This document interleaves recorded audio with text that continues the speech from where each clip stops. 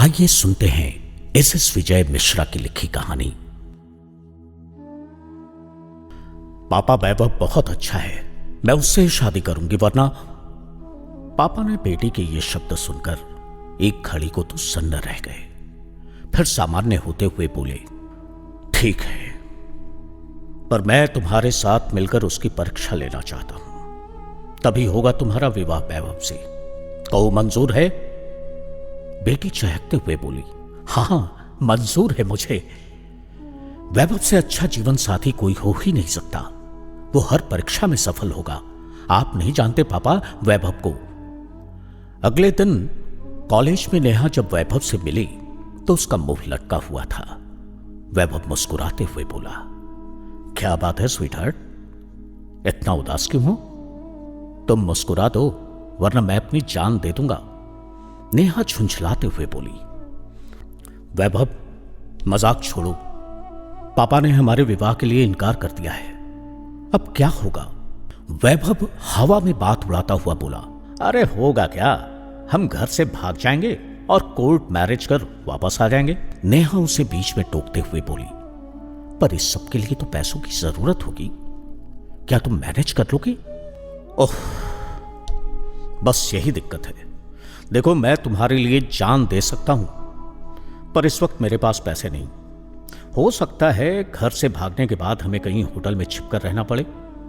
तुम ऐसा करो, तुम्हारे पापा और तुम्हारे घर में जो कुछ भी सोना चांदी और नकदी हो तुम्हारे हाथ लगे तुम ले आना।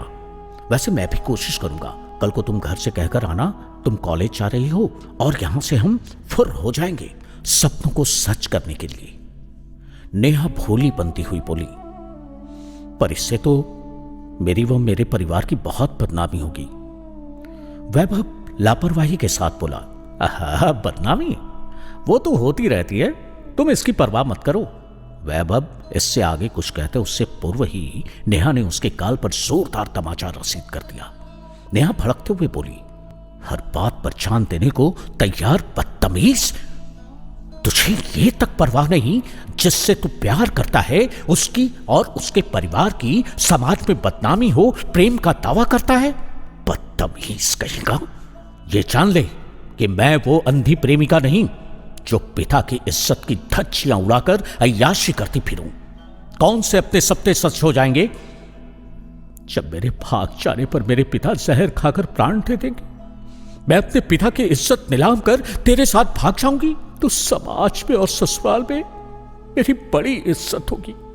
वे अपने सिर माथे पर बिठाएंगे और सपनों की दुनिया इस समाज से कहीं इधर होगी। अरे हमें रहना तो इसी समाज में है, घर से भागकर क्या आसमान में रहेंगे?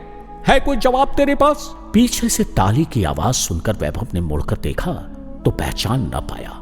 नेहा दौड़कर उनके पास चली गई और आंसू पोंछते हुए बोली, पापा पापा आप ठीक कह रहे थे, ये प्रेम नहीं केवल चाल है जिसमें फंसकर मुझ जैसी हजारों लड़कियां अपना जीवन बर्बाद कर डालती हैं।